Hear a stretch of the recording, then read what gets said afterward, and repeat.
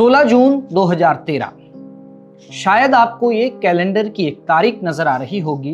दरअसल ये एक तारीख नहीं बल्कि वो दिन है जिस दिन उत्तराखंड और देश के कई लोगों ने जख्म खाए। केदारनाथ आपदा आपको याद होगा, 2013 में इसी दिन यानी 16 जून को आपदा आई थी और ऐसी त्रासदी आई थी कि जिसने सब कुछ बर्बाद कर दिया था।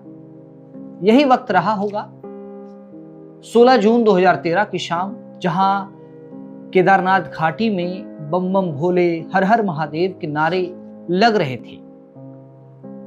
शिवजी की भक्ति में पूरा धाम भक्तिमय नजर आ रहा था, लेकिन प्रकृति ने कुछ देर बाद ऐसा रूप दिखाया जिसके जख्म आज भी केदार घाटी में नजर आते हैं। आज द हिल रिपोर्ट में बात करेंगे 2013 की उस विनाशकारी आपदा की।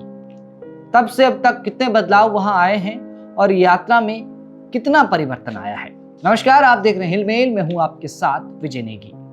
16 जून 2013 सब कुछ सामान्य तरीके से चल रहा था। केदारनाथ में हल्की हल्की बूंदाबांदी हो रही थी। मौसम पल भर में करवट बदल रहा था, लेकिन भक्तों को इस बात का अंदाजा नहीं था कि कुछ देर बाद ही केदारनाथ में प्रकृति का ऐसा रौद्र रूप देखने को मिलेगा जो सब कुछ मटियामेट कर देगा। 16 तारीख की शाम और 17 जून की सुबह चोराबारी ताल का टूटना और फिर पानी, मलबे और भारी पत्थरों का वो सैलाब जो अपने रास्ते में आने वाली हर एक चीज को लील जाना चाहता था। होटल, धर्मशालाएं, दुकान, पक्के मकान, सब कुछ ताश के पत्तों की तरह बिखर गया। चारों तरफ सिर्फ चीख पुकार थी। कोई अपनों को ढूंढ रहा था तो कोई जान बचाने के लिए ऊंचे पहाड़ों की तरफ भाग रहा था। मोबाइल नेटवर्क गायब थे, बिजली गुल, रास्ते ठप। केदारनाथ घाटी पूरी तरह से कट चुकी थी। वो मंजर ऐसा था जिसे याद करके आज भी चश्मदीदों की रूह कांप जाती है। वो खौफ, वो बेबसी शब्दों में बयां करना नामुमकिन है, क्योंकि उस दौर की जो तस्वीरें सामने आई थी, उस वक्त उत्तराखंड में कांग्रेस की सरकार हुआ करती थी और विजय बहुगुणा उत्तराखंड के मुख्यमंत्री थे। उस महाविनाश के बीच कुछ ऐसा भी हुआ जिसने दुनिया को हैरान कर दिया। वो था बाबा केदारनाथ का मुख्य मंदिर। आपको पता होगा कि केदारनाथ मंदिर के पीछे एक बहुत बड़ी शिला है जिसे भीमशिला कहा जाता है। मंदिर के ठीक पीछे न जाने कहां से एक विशाल शिला आकर रुक गई, जिसे भीमशिला के नाम से जाना जाता है। उस शिला ने पानी के प्रचंड वेग को दो हिस्सों में बांट दिया और सदियों पुराना मंदिर सुरक्षित रहा। ये बाबा का चमत्कार नहीं था तो और क्या था। जहां बारिश के पानी ने, बाढ़ के पानी ने सब कुछ तबाह कर दिया, वहां ये खतरा मंदिर पर भी मंडरा रहा था। लेकिन न जाने कहां से एक बहुत बड़ी शिला मंदिर के पीछे आई और उस शिला ने पानी के बहाव को दो हिस्सों में बांट दिया, जिस वजह से मंदिर का गर्भगृह सुरक्षित रहा। प्रकृति ने अपना क्रूर चेहरा दिखाया। तब हमारे सामने जमीन के देवदूत बनकर भारतीय सेना, वायुसेना और स्थानीय लोग आगे आए। अपनी जान की परवाह किए बिना सेना के जवानों ने उस दुर्गम मौसम में ऑपरेशन राही और ऑपरेशन सूर्य होप चलाया। हेलीकॉप्टर्स के जरिए हजारों लोगों को सुरक्षित निकाला गया। इस रेस्क्यू ऑपरेशन में हमारे कई जाबाज जवान भी शहीद हुए। आज पूरा देश उनकी कुर्बानी को नमन करता है।